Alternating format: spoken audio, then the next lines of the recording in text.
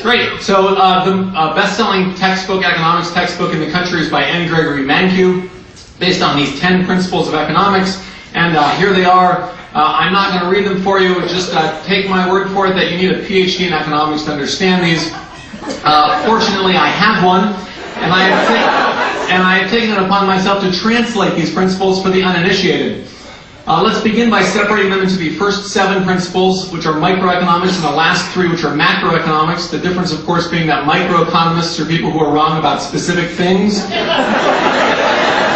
and macroeconomists are wrong about things in general. The macroeconomic principles all have the exact same translation, namely blah, blah, blah. As proof, I should only remind you that macroeconomists have successfully predicted 9 out of the last 5 recessions.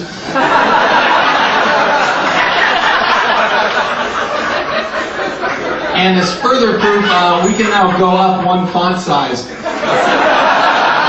As Einstein said, everything should be as simple as possible, if not simpler.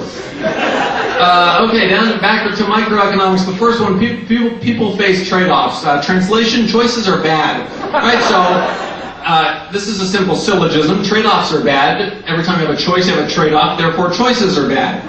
If you don't understand that, look at principle 2. The cost of something is what you give up to get it. Translation, choices are really bad. Let me just give you a simple example of this. Let's say someone offers you a Snickers bar that you value at $1. Right? So your economic profit in this case is the Snickers bar minus the cost of what you give up to get it, which is nothing. Your economic profit is $1. Now, somebody offers you a choice between a Snickers bar, which you value at $1, and some M&Ms, which you value at 70 cents. Now your economic profit is the $1 minus the 70 cents, only 30 cents. You begin to see why choices are bad.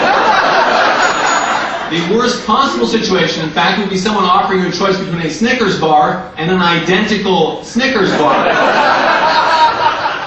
Now, people who are not trained in economics might think that that's no different from being offered 1 Snickers bar, but that sort of sloppy thinking will never get you a tenure-track position.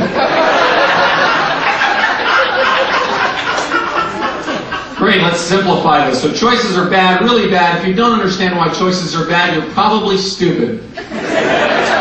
Next principle, rational people think at the margin. Translation, people are stupid. Now, it is immediately obvious to the most casual observer with the meanest intelligence that people do not think at the margin. Nobody goes to a grocery store and says, I'm going to buy an orange, I'm going to buy another orange, I'm going to buy another orange. But if people don't think at the margin, and if, as Mankiw says, rational people do think at the margin, we are led to a most unhappy conclusion. People are not rational. People, in other words, are stupid.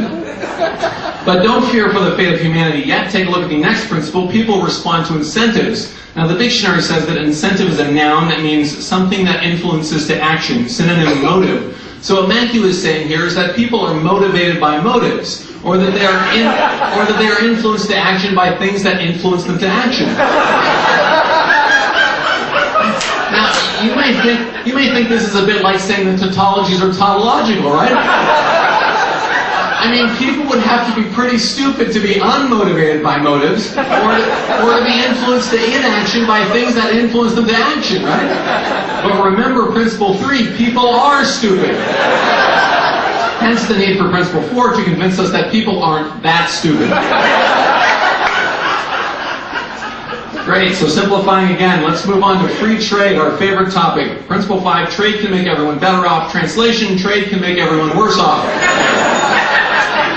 I have a proof that will blow your mind of this fact. Here we go. Compare the following 2 statements. One is trade can make everyone better off. The other is trade will make everyone better off. If you had to choose between those, it's no contest, right? Claim number 2 is better. But Mankiw uses claim number 1. And there's only one explanation. Claim number 2 has to be wrong. In other words, trade can make some people worse off, and it's just a hop, skip, and a jump from there to trade can make everyone worse off. Some people apparently didn't like this deconstructive proof or destructive proof. They wanted a constructive proof, so I added this footnote. There are the details.